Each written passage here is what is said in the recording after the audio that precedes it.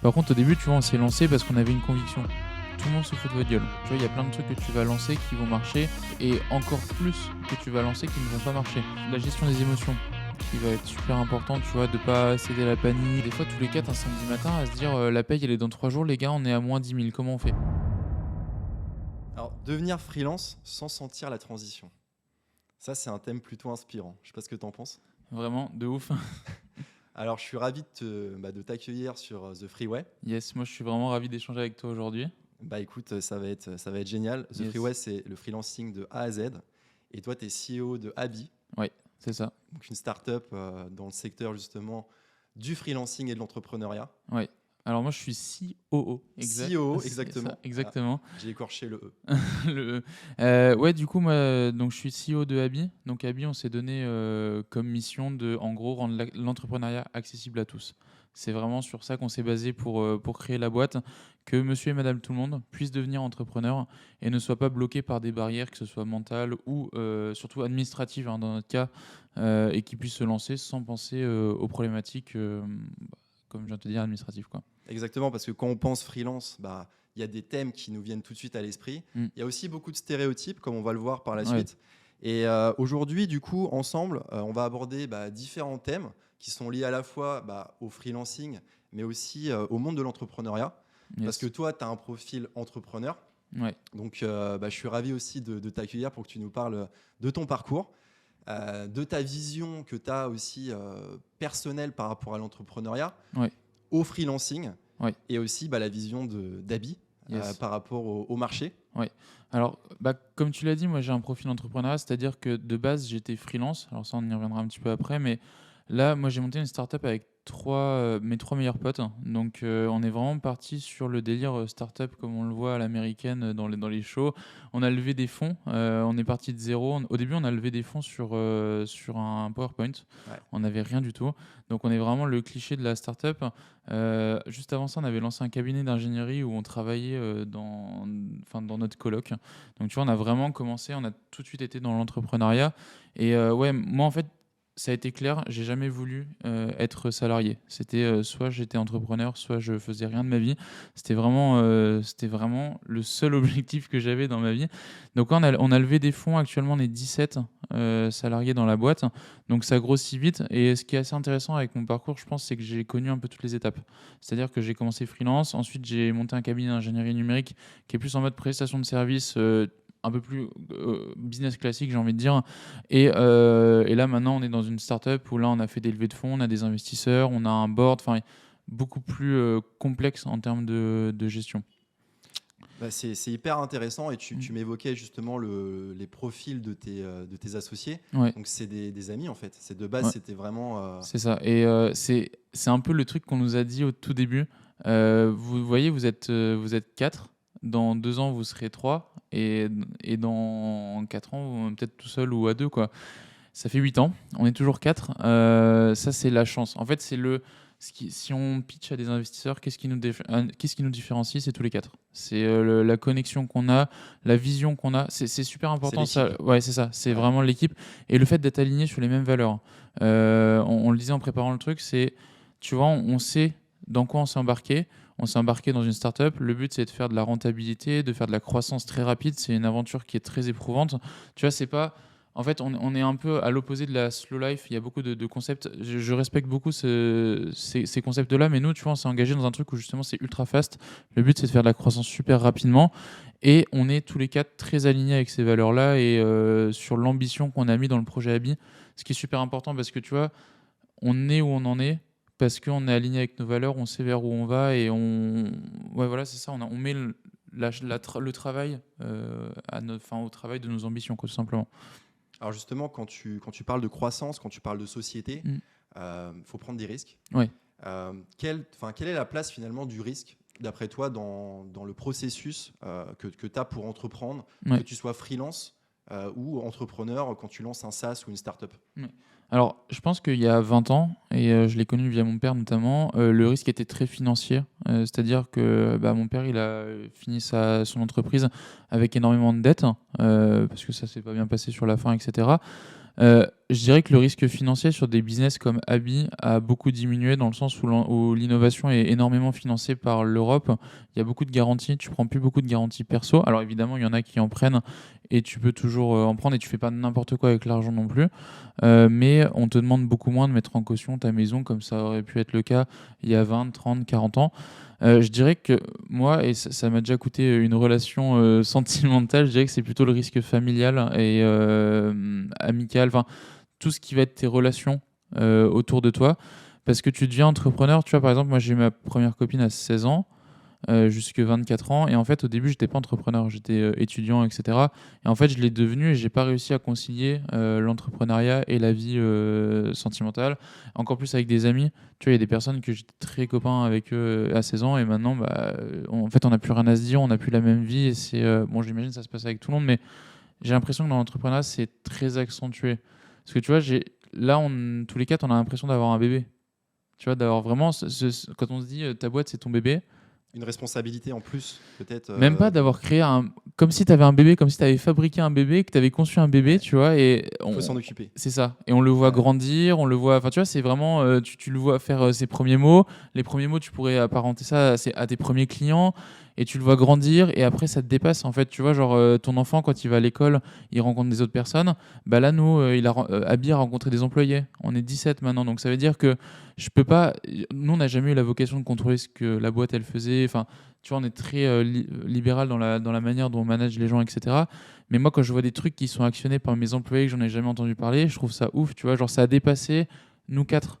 C'est un truc qui est porté par 17 personnes et pas seulement nous quatre. Donc, c'est ça qui est assez ouf dans l'entrepreneuriat. Donc c'est un équilibre à trouver entre finalement le lâcher prise Ouais, et l'excitation aussi que tu peux avoir à lancer des activités.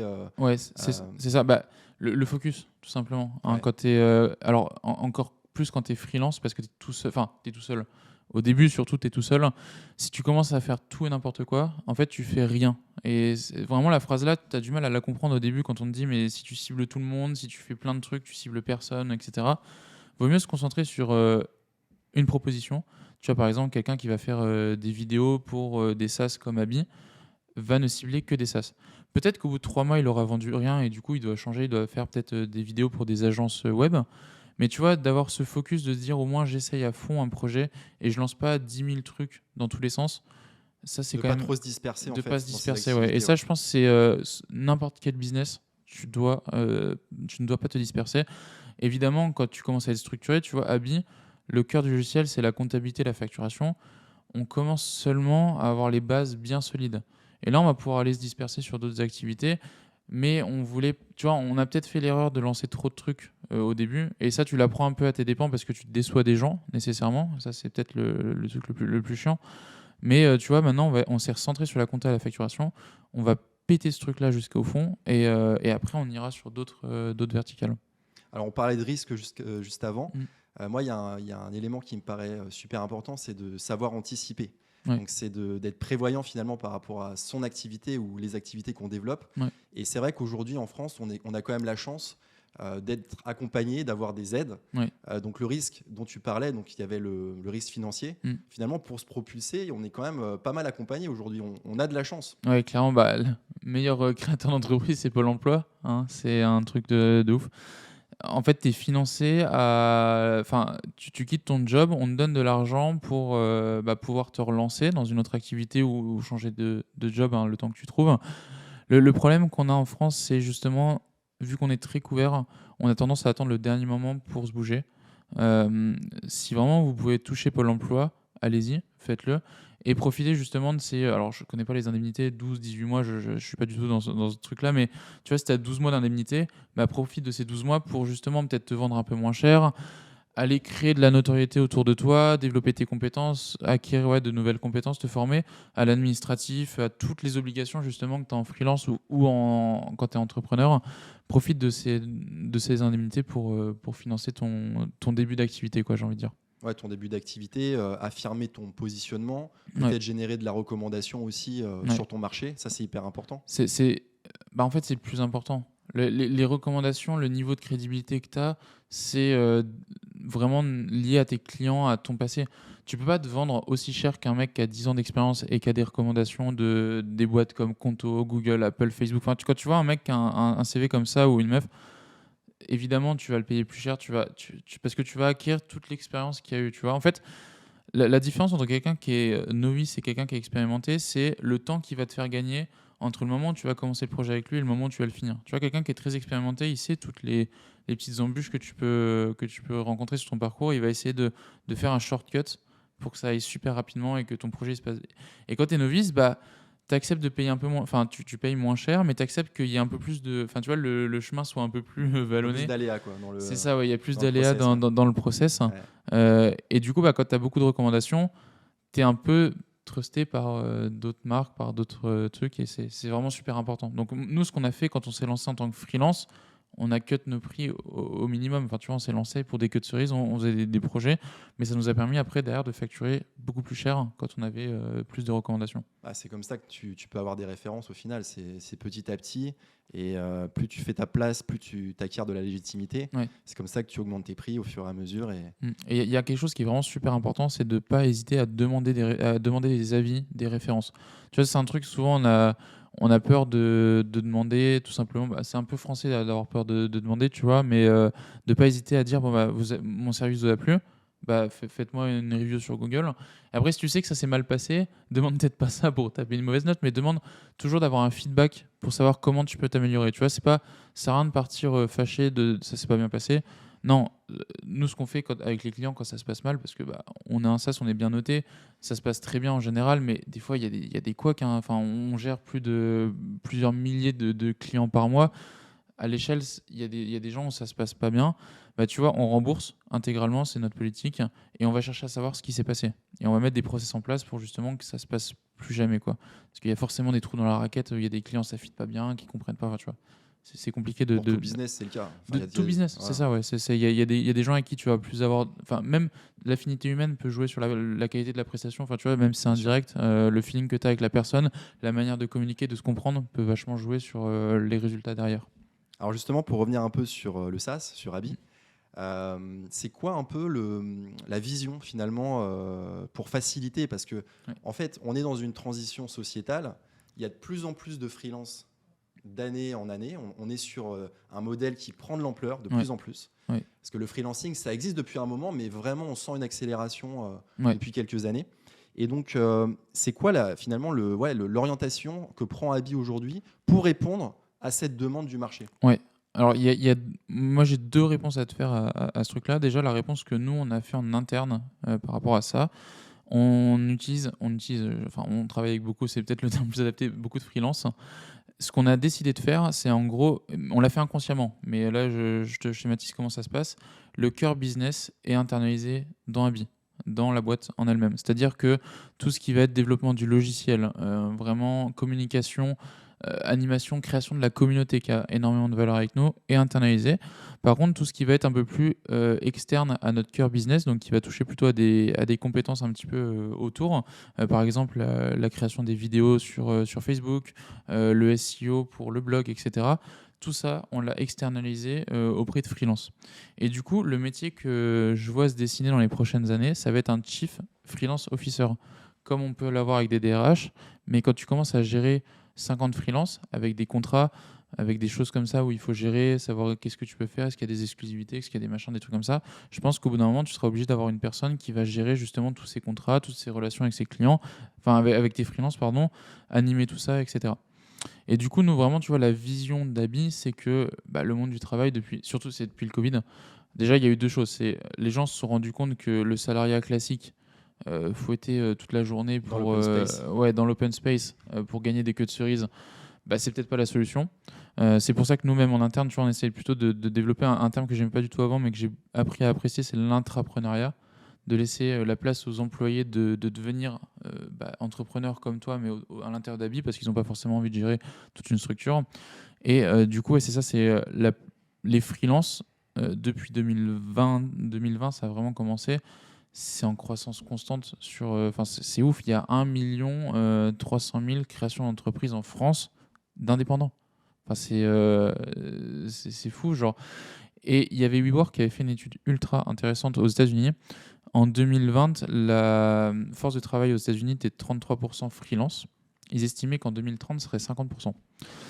Tu vois, en général, les concepts États-Unis basculent en France 10 ans plus tard. Donc ça veut dire qu'en 2040, on aura un marché qui est censé être séparé entre freelance et salarié.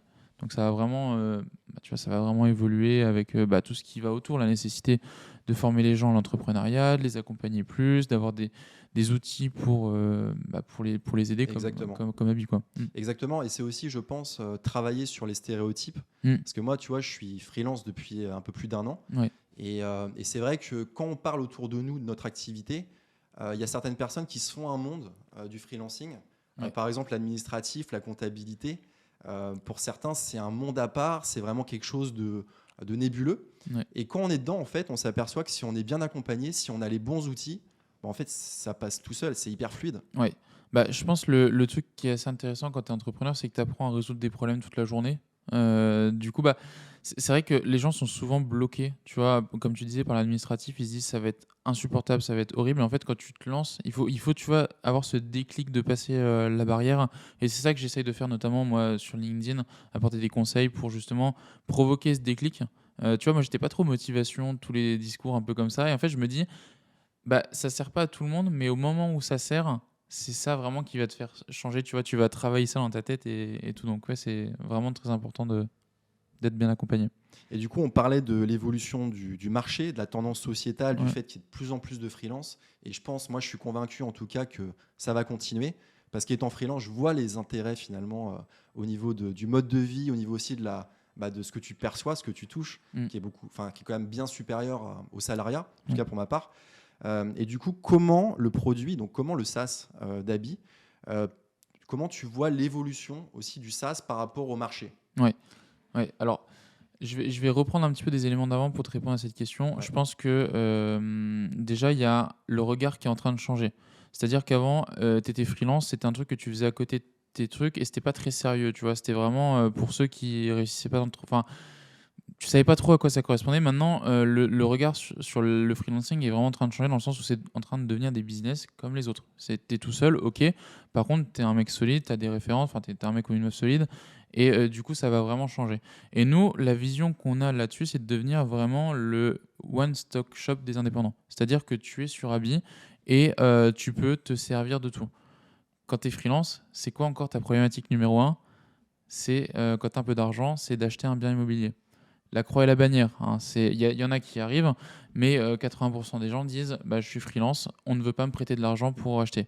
Donc tu vois, il y a vraiment cette idée de se dire comment on va accompagner le freelance pour qu'il ait d'une part cette crédibilité, pourquoi pas un jour offrir la possibilité de faire des crédits via Bi. Tu vois, ça peut être vraiment des Ou des choses partenaires ou des partenaires, Ouais. ou comme on le fait sur l'assurance, des choses comme ça.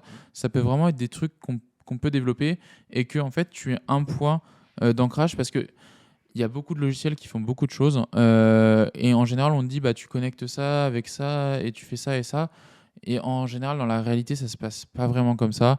Tout le monde n'est pas à l'aise avec l'informatique comme toi tu peux l'être ou moi je peux l'être et du coup en général tu connectes rien et il y a rien qui est automatisé, tu galères et c'est pourquoi on veut nous rester sur les indépendants. Notre rôle c'est les indépendants, c'est pas les gens qui ont 10 employés etc parce qu'en fait tu commences à créer des besoins différents en termes de logiciels. Et l'idée, c'est vraiment qu'on réponde très bien aux besoins des indépendants. Donc, que ça soit, comme je te disais tout à l'heure, la facturation, la compta, et que tout ça soit super bien géré, qu'ils puissent gérer toute leur activité, la développer au sein d'une seule et même plateforme. Non, c'est clair, c'est hyper pertinent. Par exemple, Mm. pour ma part, c'est vrai que moi, je suis indépendant. Oui. J'ai un schéma de travail qui est avec un client. Tu vois, pour Mm. l'instant, en ce moment, j'ai un seul client, un gros client, Ouais. qui fait que j'ai mon chiffre d'affaires annuel et je travaille au long cours avec ce client. Mais je pense aussi, dans ta conception logicielle, tes fonctionnalités, il faut qu'elles s'adaptent un peu aux différents types Ouais. de freelance. Tu vois, des freelances qui ont peut-être 10, 15, 20 clients en parallèle. Et un freelance comme moi qui a peut-être un peu plus besoin d'un soft, mais aussi de conseils, tu vois, sur des aspects un peu plus, tu vois, optimisation Ouais, de ma fiscal. situation, fiscalité, gestion de patrimoine. Donc ça, je pense que, tu vois, pour ma part, en tout cas, en tant que freelance, c'est vraiment ça que j'irais chercher, tu vois, à la fois un software assez puissant, assez simple d'utilisation, qui me permettent, tu vois, de réaliser ma facturation, le rapprochement de mes opérations, etc. Mais en plus, tu vois, l'aspect un peu qualitatif qui me manque aujourd'hui sur le marché, que j'arrive pas à trouver, tu vois, pour que je puisse tirer parti de mon activité à 100%. En restant solopreneur, tu vois, donc indépendant. Ouais. Il y a un truc que tu as dit qui est super intéressant et que tu as bien identifié, c'est déjà les différents besoins que tu as en fonction de ta typologie d'activité. Nous, on a deux gros viviers de clients pour l'instant. C'est les gens qui font du service à la personne parce qu'on a une offre qui est bien adaptée et eux, ils vont avoir beaucoup de clients, mais des très petites facturations. Tu vois, donc là, on parle d'une peut-être 50aine de clients par mois. Et là, tout de suite, en termes de gestion, c'est des besoins qui sont différents que toi. Tu as un client, comme tu disais, tu fais peut-être une grosse facturation tous les mois et le client te paye au fur et à mesure. Mais là, toi, tu vas chercher des conseils d'experts comptables. Donc là, tu vois, l'idée, c'est que déjà, quand tu vois ça, on a évoqué que des besoins de solopreneurs. Donc c'est vraiment, je répète, tu vois, la volonté de rester sur des besoins de solopreneurs parce qu'après, tu vas rajouter des employés, il va y avoir des besoins en paye, d'intégration. Enfin, tu vois, et en fait, tu te retrouves avec un truc qui est une usine à gaz et où les gens ne comprennent plus rien parce que un solopreneur, il n'a pas besoin de devenir expert comptable, tu vois. Lui, il veut faire son business, donc rester sur des trucs simples. C'est ça, et tu vois, aller graviter autour de ça. Donc ouais, je suis d'accord avec toi, il manque ça sur le marché. Il y a des acteurs qui sont en train de très bien le faire sur des sociétés plus grosses avec des employés, je pense notamment à Penny Lane. Mais nous, on a vraiment envie de le faire sur les indépendants et aller combler ce manque d'un côté du soft qui est ouf à utiliser, qui n'est pas casse-tête et que tout le monde comprend, et de l'autre côté d'avoir des experts qui ont du temps pour faire des tâches, tu vois, pas forcément de saisie de facture où il n'y a aucun intérêt et où il n'y a aucune plus-value, mais vraiment les venir mettre du conseil sur la donnée que, par exemple, Abby va pouvoir leur transmettre intelligemment, tu vois, faire remonter des données aux experts pour qu'ils puissent les analyser et toi te conseiller au mieux sur ta fiscalité, peu importe après ce que tu veux faire, quoi. Ah, c'est clair, c'est hyper clé. Mm. Et j'aimerais qu'on revienne un peu sur toi, sur ton profil et ton parcours. Ouais. Tu m'as parlé que tu avais créé une chaîne YouTube, mais assez jeune, et que tu avais développé un business à l'âge de 14 ans. Ouais. J'ai récupéré quelques archives. Je ne sais pas si on peut les afficher à l'écran. Oui. Ah oui. C'était à peu près à cette époque. C'est les années 2000, on est d'accord là, parce que là j'identifie un peu au style vestimentaire. Oui. Mon Dieu, au secours. Oui, et ben là en fait t'as les. Je pensais pas que tu allais sortir ces photos là. T'as un de mes 3 associés qui est un de mes 3 meilleurs amis. Corentin, donc avec qui j'ai monté une chaîne YouTube quand on avait justement 14 ans. D'accord. En fait, ce qu'on faisait, c'est qu'on bidouillait tout ce qu'on pouvait en informatique. En fait, on a toujours été passionnés, tu vois, de comprendre comment marchaient les choses, d'aider les gens, de découvrir, de faire des trucs par nous-mêmes. Et du coup, Corentin s'est lancé, on s'est lancé un peu tous les deux en même temps sur YouTube. Je faisais des tutos sur la PS5, j'allais dire, dans la PS3 à l'époque. Ouais. Donc tu vois, ça remonte à l'époque des photos là. Et lui faisait beaucoup de tutos sur l'iPhone. Et au bout d'un moment, en fait, on s'est rencontrés, on a fait les deux en commun. Et donc c'était il y a 14 ans, c'était en 2011. 2000, je sais plus, ouais, un truc comme ça. Ça m'a l'air d'être à peu près ça. 2011. Ouais. On a été sponsorisé par quelqu'un qui produisait des coques pour iPhone. Donc tu vois bien, en 2011, on était deux jeunes et ils nous ont contactés. Ils ont dit on kiffe ce que vous voulez, est-ce que vous pouvez faire un test de la coque? Il y a une vidéo sur YouTube que tu peux retrouver où Corentin il avait pris avec sa mère, il filmait la coque. Enfin, c'était des trucs très. Mais ça nous a appris à nous débrouiller. Tu vois, genre, on a fait peut-être 500 € de revenus AdSense à l'époque. Quand t'as 14 ans, t'es fin heureux, tu vois. Tu te dis, on a créé un site web, alors c'était nul. C'était des trucs, enfin, tu regardes, t'as limite honte. Mais tu vois, c'est ce qui nous a formés. C'est ce qui nous a permis de se dire, voilà, maintenant, on sait faire des trucs.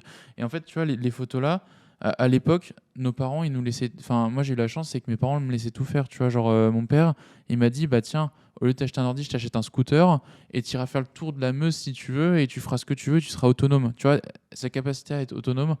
Et en fait, c'est ça qui est assez intéressant parce que j'ai tendance à dire qu'en France, on est assez protégé, notamment par l'État.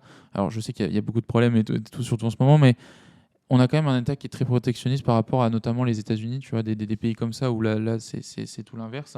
Et du coup, on a souvent tendance à attendre que quelqu'un nous prenne par la main et nous guide vers le chemin. Et en fait, en faisant ce genre de truc avec Corentin, on s'est pris par la main tous les deux et on s'est poussé vers le haut, tu vois. Et en fait, j'ai envie de dire, on a eu la chance derrière de rencontrer, je pense qu'on en reparlera après, mes 2 autres associés. Euh, et on s'est pris par la main tous les 4 et ça a créé un truc de malade, tu vois. Et en fait, on se débrouille tout le temps. Genre, t'as beau nous mettre n'importe quel problème, on n'aura plus de thunes demain, on trouvera toujours une solution. Parce on est ultra optimiste de base, sur on va essayer d'aller vers l'avant et tout. C'est comme ça aussi que tu as développé ton mindset, j'imagine, d'entrepreneur. Ouais. Moi, pour ma part, tu vois, j'ai développé des activités plutôt artistiques. Ouais. J'ai développé des projets de A à Z dans la musique. Donc, tu vois, produire des sons, développer un album aussi. Et c'est vrai que même si ça n'a rien à voir avec le business a priori, c'est comme ça que tu te forges des convictions, c'est comme ça que tu t'apprends beaucoup en travaillant avec des prestataires, finalement en développant ton propre modèle. Donc je capte complètement ce que tu évoques là. Et on faisait même de la réparation d'iPhone à l'époque. Et tu vois, ça nous a permis d'avoir nos premiers clients, de discuter avec des gens. On faisait tout ça de manière très illégale, hein, mais je pense qu'il y a prescription maintenant, mais tu vois, tu avais des responsabilités, tu réparais des téléphones, si tu en cassais un, tu n'avais pas d'assurance, hein, du coup, comment tu faisais, tu vois. Et on a appris à se débrouiller, à discuter avec des gens, à faire notre promotion, à se vendre. C'est un truc qui est compliqué aussi, je pense. Je parle beaucoup en France parce que je trouve qu'il y a beaucoup de tares liés à l'entrepreneuriat qui sont liés par rapport au mindset français. On est un super pays, on a vraiment des très bonnes valeurs, je pense, mais par rapport à l'entrepreneuriat, c'est encore un petit peu le mouton noir. T'es entrepreneur, t'es pas normal. Tu vois, la voie normale, c'est le salariat. Et voilà, ça nous a permis un petit peu de casser cette barrière et de se dire, non, en fait, tu fais ton délire, quoi. C'est vrai que l'entrepreneuriat et même le freelancing, c'est un peu une boîte noire, en fait. C'est vrai qu'il y a tellement de formes différentes, de façons possibles d'entreprendre, que c'est peut-être aussi pour ça qu'on a du mal à lire, tu vois, alors qu'un CDI, globalement, ou un CDD, on sait ce que c'est. Mais c'est vrai que quand tu rentres vraiment dans l'entrepreneuriat, donc il y a le freelancing et après, au-delà, justement, t'entreprends vraiment. Là, tu te rends compte qu'il y a un niveau de complexité aussi qui est lié au fait de se structurer, de faire appel aux bons prestataires de services, derrière d'optimiser ta situation aussi au global. Et ça, c'est vrai que ça change. Ça change par rapport à une situation, comme tu disais, où tu es un peu plus pris par la main, où tout est déjà structuré pour que tu travailles et que tu réfléchisses un peu moins à tous ces sujets, en fait. Ouais, c'est ça. De toute façon, comme tu l'as dit tout à l'heure, c'était assez intéressant. Derrière tous les grands artistes, il y a des grands entrepreneurs. Je vois tous les youtubeurs, tu vois, Squeezie, Lena Situation, avant d'être des youtubeurs, c'est des entrepreneurs. Enfin, je pense, tu vois, ils font des marques de vêtements, ils font des trucs, ils ont des employés, ils ont, tu vois, il y a cette, même les rappeurs, en vrai, tu vois. Et ce que j'aime bien, c'est écouter des podcasts où justement, tu as l'image que tu vois à la télé qui est un peu débunkée. J'ai écouté récemment une émission que j'aime beaucoup, qui s'appelle Call A Daddy. C'est un podcast américain. Et il y avait Paris Hilton qui était interviewée. Et tu vois, elle disait, mais moi j'ai une image de meuf un peu bébête liée à la télé-réalité. Et en fait, elle a un empire, elle est ultra smart et tout. Et ça, c'est, tu vois, d'aller voir un petit peu derrière les personnes, l'apparence, et d'aller voir un peu ce qui se cache derrière et ce que vraiment ils gèrent au quotidien. Alors, tu me parlais aussi des 2 autres associés. Est-ce que tu peux m'en dire un peu plus sur la façon dont vous vous êtes rencontrés Ouais, du coup, comme je te disais, Corentin, les photos, merci, le petit rappel. On s'est rencontrés, on avait 13 ans au collège. On a tout de suite bien accroché, donc on s'est suivi, on s'est suivi toute notre scolarité jusqu'à arriver à l'EXIA, donc qui est notre école d'informatique, où on est devenu ingénieur informatique. Et on a rencontré nos 2 autres associés, donc Nicolas et Jérémy. En fait, ça s'est passé, c'était assez drôle. On a fait un premier projet. L'école fonctionnait beaucoup en mode projet, tu vois, genre on faisait des cours et après on avait un projet de fin de, c'était tous les 2 mois. Et en gros, on s'est retrouvés avec donc Corentin et Nicolas ensemble.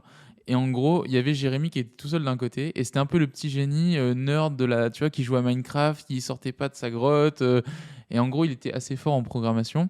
Sauf que le truc, c'est qu'il avait pas les compétences, tu vois, que Nicolas avait de présenter les choses et tout. Et Corentin, pareil, il a un peu une vision artistique des choses. Et en fait, juste, on a fait un projet de ouf. Et lui, il était tout seul, il galérait dans son coin, tout ça. Et en fait, juste, il s'est rendu compte qu'on avait des affinités techniques en commun. Et en fait, on s'est mis à se parler souvent, machin et tout. Puis c'est comme ça que c'est né. Et après, on s'est su pareil, on est resté ensemble toute la scolarité. On s'est lancé en tant que freelance dès le début de la deuxième année. Donc pendant le premier été, on a fini notre première année, on s'est lancé sur un projet e-commerce tous les trois. Donc il n'y avait pas encore Jérémy avec nous à l'époque, sur un projet e-commerce pendant l'été. Donc tu vois, en fait, direct, c'était un gros projet, ça nous a mis face à des responsabilités. Donc on s'est lancé en tant que freelance. Et en troisième année, là, on était tous les quatre. On a commencé à bosser tous les quatre. Et en fait, on a toujours eu cette habitude de bosser à quatre très rapidement, tu vois, dès la troisième année. Et ce qu'on faisait, c'est qu'on bossait en freelance à côté de nos stages. Ça, c'était des périodes qui étaient assez intenses. En gros, on commençait à 9h le stage et on terminait à 18h. On allait manger et à 20h, on recommençait jusqu'en général 2h du mat en freelance. Donc on a vécu des sales périodes. Ça nous a permis quand même d'engranger beaucoup d'argent et d'aller faire un petit voyage aux États-Unis en troisième année. C'était assez sympa. Mais tu vois, en fait, on a toujours pu construire notre vie tous les quatre. C'était cool. Franchement, c'est trop cool. Et aujourd'hui, du coup, vous développez tous les quatre, Ouais. Abi. Comment ça se répartit un peu les rôles finalement au sein de l'entreprise? Ouais. Alors pour ceux qui veulent s'associer, peut-être il y en a qui... Parce que c'est souvent le parcours que tu fais, tu vois, t'es freelance, après tu rencontres des gens et après peut-être tu t'associes dans une structure. N'écoutez pas trop en général ce qui est dit à l'extérieur, tu vois, genre nous, ce qu'on nous a dit, c'est vous êtes 4 ingénieurs informatiques, impossible. Vous n'y arriverez pas, vous êtes des copies conformes. Mais si tu es convaincu au fond de toi que non, ça va le faire, etc., fonce, tu vois, genre... Nous, comment ça se répartit? Tu as Nicolas qui est CEO, qui a plus en gros les aspects business. Dans la précédente activité, il était en gros celui qui vendait tout. Donc plutôt, tu vois, la relation avec les autres, le monde extérieur. Tu as Jérémy qui est un petit peu comme on le présente, notre petit génie, qui est le CTO, qui s'intéresse, tu vois, vraiment à des sujets très techniques profonds, enfin vraiment très profonds à l'IA, des choses comme ça. Là, il va pouvoir y passer des heures. Et tu as Corentin qui est CPO, donc vraiment responsable du produit, qui lui est pareil, un côté un peu plus humain que Jérémy pourrait l'avoir et qui va plus être au contact des clients, aller développer le meilleur produit avec les retours utilisateurs. Tu vois, vraiment, il a ce côté un peu artistique, comme je te disais tout à l'heure. C'est lui qui a maquetté beaucoup de choses dans Abi, qui a aidé Romain, notre designer, qui lui fait beaucoup de retours. Tu vois, il travaille beaucoup. Donc, en fait, tu vois, naturellement, c'est réparti selon nos aspirations. Tu vois, on n'est pas resté 4 ingénieurs informatiques copier-coller qui sortent de l'école, tu vois. Et moi, je suis plus sur la partie ingénierie, comptabilité, facturation. Donc vraiment comprendre ce qui se passe au sein du moteur d'Abi. Le métier. Ouais, le métier. Vraiment les problématiques qu'on résout, les relations qu'on va avoir, comme tu disais tout à l'heure, avec les experts comptables, où on va essayer d'aller amener un produit où ils vont pouvoir l'exploiter. C'est moi qui vais m'occuper de cette partie-là. Et je m'occupe aussi de tout ce qui est partie RH en interne. J'aime bien toutes ces choses-là. Organisation, c'est ça. Vraiment, tout ce qui est administratif autour de la RH, un petit peu essayer de structurer le truc. Et du coup, voilà, c'est comme ça qu'on s'est réparti les rôles. Donc, c'est sûr que si on était restés tous les quatre ingénieurs informatiques, peut-être que ça aurait pas marché. Mais tu vois, on a su intelligemment prendre nos aspirations et aller développer ça. Tu vois, par exemple, sur les 4 associés, on est 4 ingés. Il n'y en a plus que 3 qui codent et Nicolas ne code plus du tout. Ça fait peut-être 5 ans qu'il code plus parce qu'on est derrière et c'est assez intéressant. Je pense que tu vois, on a un produit et une boîte qui va marcher pour la simple et bonne raison que le CEO est un fondateur tech. Parce qu'il y a beaucoup de boîtes qui se lancent avec un CEO qui n'est pas tech et il ne comprend pas les besoins techniques. Tu vois, genre par exemple, quand on lui dit on a besoin de refaire cette partie parce qu'on n'assure plus, on a trop de gens et on a besoin de refaire ça, sinon on va être un peu dans la panade dans 6 mois. Il est capable de comprendre qu'on doit mettre en pause un peu le développement de la boîte. Alors, c'est jamais ce qu'on fait, tu vois, on essaie de paralyser au maximum, mais il est capable de comprendre qu'on peut avoir besoin de temps pour refaire des choses et ça c'est ultra important. C'est pour ça que je pense qu'on va prioriser tes features, tu prends en compte ta vision tech qui est hyper importante. Ouais, et qui est très mis de côté surtout par les gens qui sortent de grandes écoles de commerce parce que t'as pas cette vision tech, tu vois, toi tu as la vision business, tu veux faire du revenu, etc. Mais c'est souvent on dépend de la tech et après tu te retrouves avec des boîtes qui ont des dettes qu'on appelle des dettes techniques qui sont monstrueuses, qui n'arrivent plus à bouger. Et du coup, nous, on a eu la chance de pouvoir intégrer ça dès le début d'Abi parce qu'il faut aller très vite. Mais il faut aussi se dire, on est une boîte, c'est quoi notre ambition? Nous, notre ambition, c'est de faire une boîte énorme, d'être encore là dans 10 ans. Si on se base sur un château de cartes, il va vite s'écrouler, quoi. Et quand on parle de château de cartes, il y a le Covid qui est passé en 2020. Ouais. Comment tu as vécu cette période, toi? C'était quoi ton activité à ce moment-là et la transition peut-être qui s'est faite un peu dans le temps, justement, entre peut-être ton activité freelance et Abi? Oui. Eh ben, nous, on a eu la chance d'être un peu les mecs qui se sont éclatés pendant le Covid. Pour la simple et bonne raison, du coup, on était freelance, donc on s'est associé en janvier 2020 au sein de la structure qui porte Abi actuellement, mais qui était plus vouée à faire du conseil en ingénierie et du développement pour des personnes tierces. Du coup, on était, comme je te disais avant le podcast, dans le pôle étudiant entrepreneurial Lorrain, donc qui nous avait prêté une salle pour se lancer donc en janvier 2020. Confinement en février, donc ça veut dire qu'on a pu profiter des bureaux pendant un mois et on s'est retrouvé avec, on était une dizaine de personnes avec beaucoup de stagiaires, beaucoup de stagiaires à l'époque qu'on payait pas parce qu'on n'avait pas un rond, hein, c'était des stages non rémunérés. Donc on a commencé comme ça. Et en fait, à un moment donné, on reçoit un coup de fil. Bonjour, on est l'agence régionale de santé. On ne sait pas faire de l'informatique. Comment on communique avec nos médecins sur le terrain pendant la crise? Parce qu'on n'a plus le droit de se voir. Et en fait, on avait toutes les informations en avant-première qui sortaient une semaine après.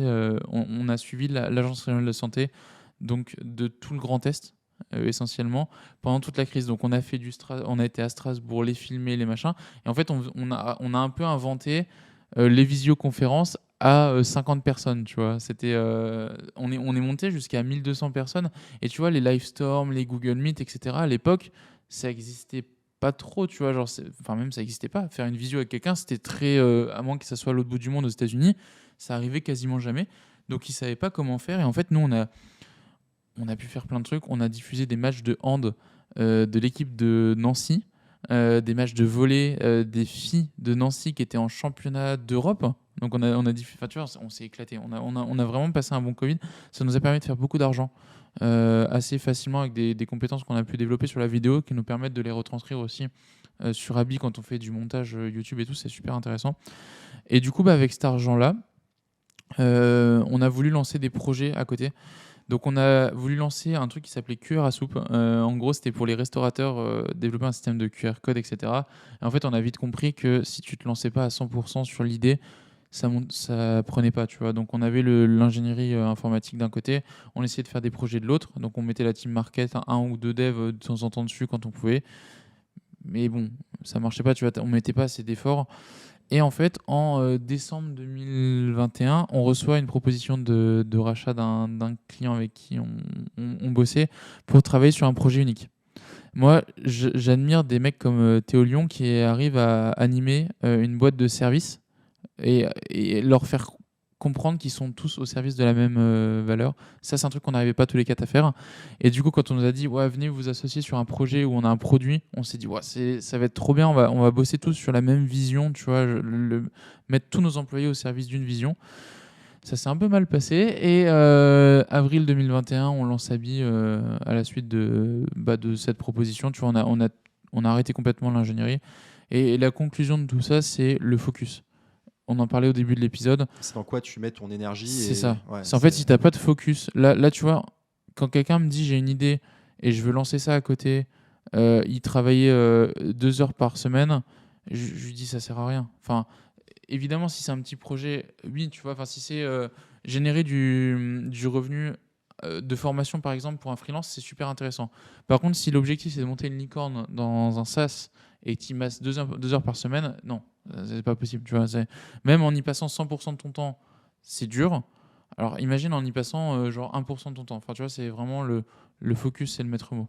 C'est vraiment le plus important. Et en termes de déclencheur, c'est l'irritant finalement qui a déclenché la constitution d'Abi. C'est ton expérience personnelle, celle de tes associés. Ouais. Et tu t'es dit, là, il y a vraiment quelque chose qui manque sur le marché. Ouais. Là, je dois lancer un SaaS qui réponde à ce besoin. C'est vraiment... En fait, on est passé, tu vois, en tant que freelance, on est passé par énormément de logiciels de facturation, comptabilité, tout ça.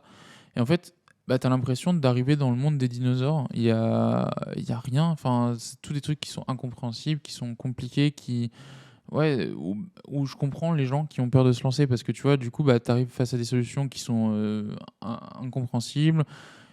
Et du coup, on s'est dit, il y a un truc à faire. Il y a un truc à faire. On a vu aussi le marché du freelancing qui montait de ouf aux États-Unis. On n'a jamais fait de prévisionnel, tu vois, par rapport au marché, business plan, tout ça, c'était pas trop notre truc au début. très important à faire une fois que tu es structuré, que tu as du recul sur ton business. Par contre, au début, tu vois, on s'est lancé parce qu'on avait une conviction. C'est vraiment le mot conviction, je pense qu'il est assez adapté. Et, euh, et puis ça a marché. Enfin, pour l'instant, ça marche et j'espère que ça va continuer. Mais enfin, on va tout faire pour. Mais c'est un peu de la chance aussi, tu vois. Ça part comme tu dis, d'un irritant, de se dire, bon, bah voilà, sur ce marché-là. Ça part aussi d'une capacité à se projeter. On savait les besoins, on a été freelance, on savait comment les freelances réfléchissent, alors surtout dans la tech. Évidemment, ça s'adapte pas à tout le monde, mais T'es passé par ces steps, en on fait. avait une bonne base Ouais. pour comprendre le truc. Tu Ouais. vois, ma principale inquiétude quand je me suis lancé en tant que freelance, c'est comment je vais déclarer mes impôts avec ma mère. Donc tu vois, je comprends les questions qu'on se pose et les trucs qui paraissent un peu ridicules une fois que tu t'es lancé, mais bah, il faut, comme je te dis, il faut évoluer, aller de l'avant et du coup, c'est assez facile pour nous de répondre. Enfin, c'est assez facile. On se projette bien dans les besoins, quoi. Tu m'avais parlé aussi quand on discutait d'un projet qui s'appelle faire un business à 1 million en un mois. Est-ce que Ouais. tu peux m'en dire un peu plus sur ça? Alors ça, c'est Nico. Un jour, il se lève un matin, il va sur TikTok et il voit un mec. Alors, on s'inspire beaucoup de ce qui se fait en anglais et on essaie de regarder comment on peut les retranscrire en français. Il voit un mec qui fait comment faire un business à 1 million en 30 jours aux États-Unis.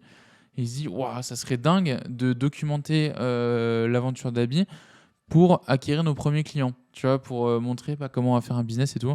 Il sort un premier TikTok, le truc, il fait 300 000 vues. Je crois que le premier doit être à 300 000, le deuxième à 200, et après, ça s'est un petit peu essoufflé, forcément. Enfin, les dernières sont quand même à 20 000, mais tu vois, ça nous a fait notre première source d'acquisition.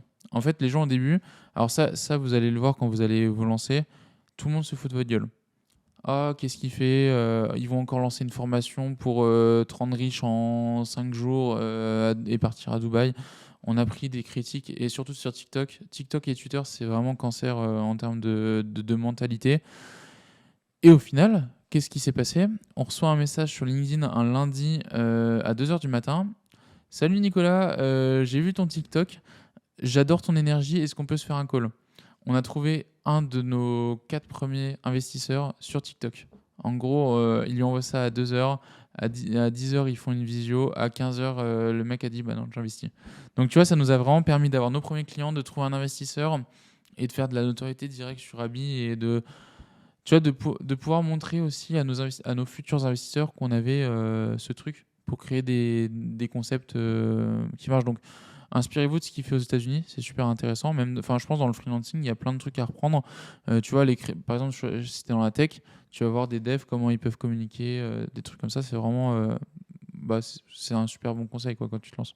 Puis ça montre aussi l'impact que ça peut avoir de faire des coms Ouais. de ce type-là sur les réseaux, que ce soit sur TikTok, YouTube, LinkedIn. Mm. Et le format vidéo aujourd'hui, ça marche très très bien. Ouais. Et c'est vrai que c'est un exemple qui montre l'impact finalement de la com que ça a pu avoir sur le business. Ouais.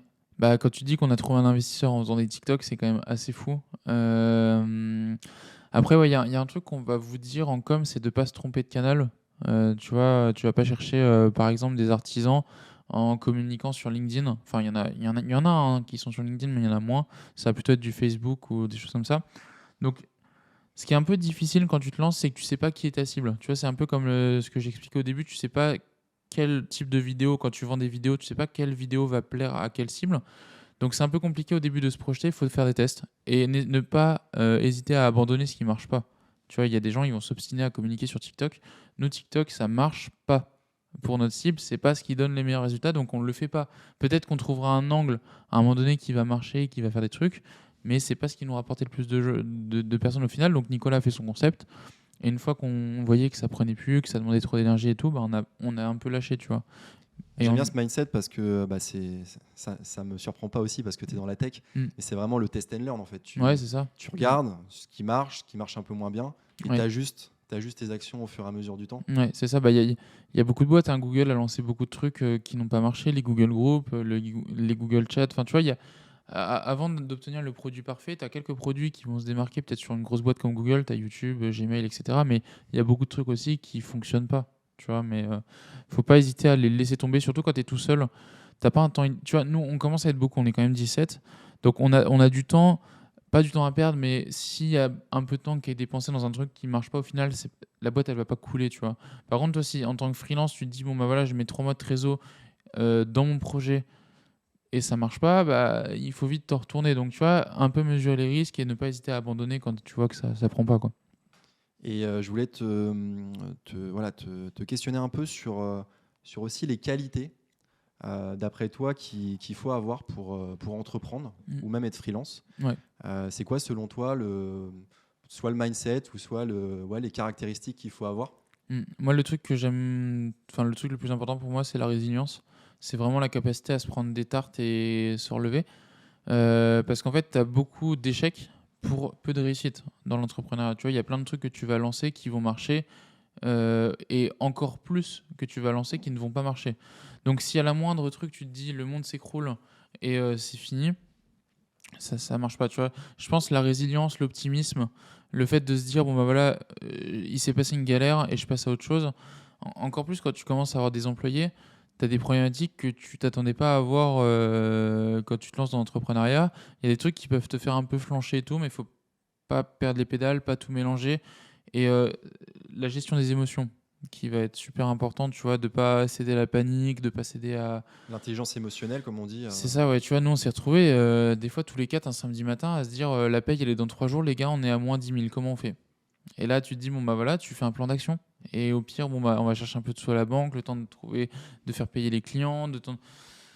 Et bon, après, des fois, ça se passe plus mal que d'autres. Tu vois, il y a des tartes qui seront plus dures à prendre que d'autres, mais c'est important d'être résilient. Si le moindre problème t'effraie et t'es pas capable de le surmonter, je pense que l'entrepreneuriat, c'est pas forcément fait pour toi, tu vois. C'est peut-être aussi le fait d'apprendre au fur et à mesure. Mm. Ça te permet de relativiser ce Ouais. qui t'arrive.